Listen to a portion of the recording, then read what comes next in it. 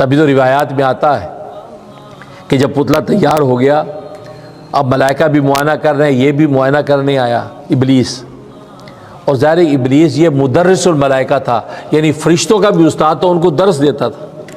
وہ ایک مینار نور تھا، اس مینار نور کے پاس بیٹھ کے درس دیتا تھا، اور ایسی عالمانہ فاضلانہ باتیں کرتا تھا کہ ملائکہ آپس میں سوچتے تھے کہ اگر ہم سے کوئی کوتاہی کبھی ہو گئی تو ہم اس مدرس کی اللہ کے سامنے سفارش کرا کے بچائیں گے اپنے آپ کو، یعنی اتنا اس کا مقام، علم و فضل ایسا بیان کرتا ہوں۔ اب ظاہر ہے کہ اس کو تو امیدیں یہ تھی کہ میں اللہ کے بعد مجھے نیابت ملے گی، یہاں آدم علیہ السلام کے لیے فیصلہ ہو رہا ہے۔ اب یہ پتلا تیار ہو گیا، اب یہ بھی معائنہ کرنے کے لیے آیا، اب پورا معائنہ کیا دائیں بائیں، اور ناک کے ذریعے سے اندر داخل ہوا، اندر بھی پورا چکر کاٹ کے باہر نکلا، اور باہر نکل کے آ کے اس نے قہقہ لگایا۔ تو ملائکہ نے پوچھا جی استاد جی سب خیریت ہے؟ آپ کیا بات؟ کہا کہ یہ بیکار ہے۔ کہ جی کیا مطلب؟ کہا کہ اس میں اللہ نے جوف بنایا ہے، جوف یہ پیٹ بنایا ہے، یہ پیٹ اس کا خالی ہے۔ کہتے اس پیٹ کا اصول ہے اگر اس کے اندر یہ کھانا ڈالے گا تو سستی کی وجہ سے پڑا رہے گا، اور خالی رکھے گا تو وہ بھوک کی وجہ سے کچھ نہیں کر پائے گا، یعنی اگر بھوک ہے تو کمر سیدھی نہیں ہوگی تو کچھ نہیں کر پائے گا، اور اگر کھانا کھائے گا تو کھانے کا نشہ ایسا چڑھے گا تو پھر لمبا ہو جائے گا۔ تو اللہ اپنی نیابت کے لیے اس کو بنا رہا ہے، یہ کسی کام کا کچھ نہیں کرے گا، خوشی منا رہا ہے، خوش ہو رہا ہے۔ لیکن یہ کہنے کے بعد ایک دم افسردہ ہو گیا، چہرہ اس کے ایک دم زرد ہو گیا، اداس ہو گیا۔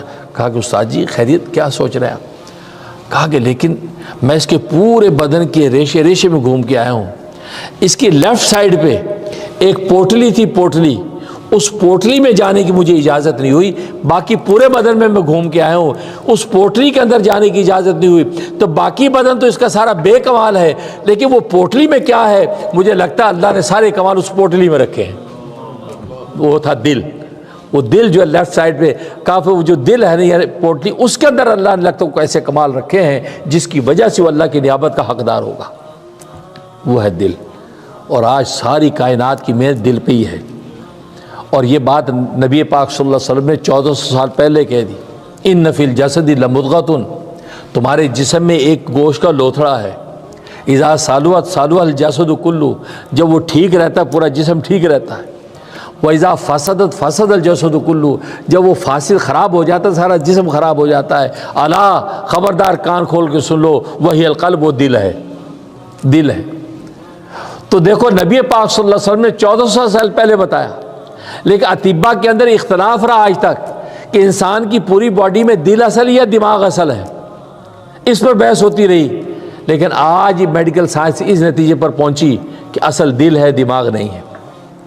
دماغ اگر مر جائے تو آدمی مرتا نہیں ہے، کومے میں چلا جاتا ہے، 2-3 سال پڑا رہتا ہے، اس کا دل دھڑک رہا ہے، وہ کومے میں ہے۔ تو دماغ مرنے سے انسان مرتا نہیں، لیکن دل کے مرنے سے انسان مر جاتا ہے۔ اس کا مطلب اس کی جسم کے اندر اصل چیز جو وہ دل ہے، جو نبی پاک نے 1400 سال پہلے بتا دیا۔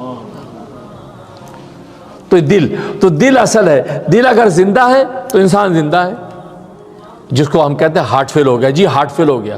ہارٹ فیل یہ موت کا سبب نہیں ہے، موت کی ڈیفینیشن ہے۔ ہاں ہم یہ کہتے ہیں وہ اس کو جو وہ ہو گیا، وہ اٹیک ہو گیا، دل کا اٹیک ہو گیا، تو ٹھیک ہے اٹیک وہ سبب بن گیا، جی فالج کا اٹیک ہوا تو دل بند ہوا، سبب بنا۔ لیکن ہارٹ فیل جو ہے، ہارٹ فیل یہ خود موت کی ڈیفینیشن ہے کہ دل کا زندہ رہنا حیات ہے اور دل کا مر جانا موت ہے۔ تو دل اس وقت نبی پاک نے فرمایا، اور آج جو ہے میڈیکل سائنس کہہ رہی ہے کہ پوری انسان کی باڈی میں اصل دل ہے۔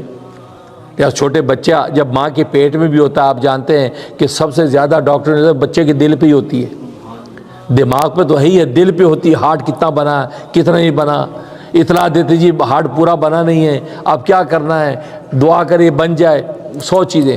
تو دل اصل، اور روحانیت کی دنیا میں بھی دل اصل، گویا کہ نبی پاک صلی اللہ علیہ وسلم جو یہ حقیقت بتائی کہ ایمانیات کی ساری جڑوں کی بنیاد بھی دل ہے، کہ دل کی کھڑکیاں کھلتی ہیں، اس کے اندر ایمان کے پودے لگتے ہیں، ایمان کا نور روشن ہوتا ہے، اللہ کی محبت کا نور اسی دل کے اندر روشن ہوتا ہے۔ تو گویا کہ دل کی ترقی سے انسان کی ولایت کی ترقی ہوتی ہے، اللہ کے قرب کی ترقی ہوتی ہے۔ تو سارا تزکیہ دل پر ہے، جس کو وہ یزکیہم کہتے ہیں، کہ نبی پاک صلی اللہ علیہ وسلم ان صحابہ کے نفس کا تزکیہ کرتے ہیں، پر ان کے دلوں کو پاک کرتے ہیں حسد سے، بغض سے، کینے سے، عداوت سے، ہر چیز ختم کرتے ہیں۔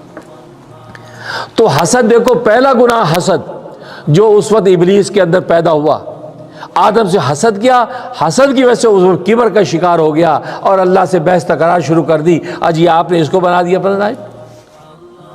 تو آدم علیہ السلام کو اللہ تبارک و تعالی نیابت عطا کر دی، اور وہ دل کی وجہ سے، جو دل کی جو دی ہے، اور آج اگر دل ہمارا اچھا ہے تو گویا کہ اللہ تبارک و تعالی کہ ہم اچھے لکھے جا رہے ہیں۔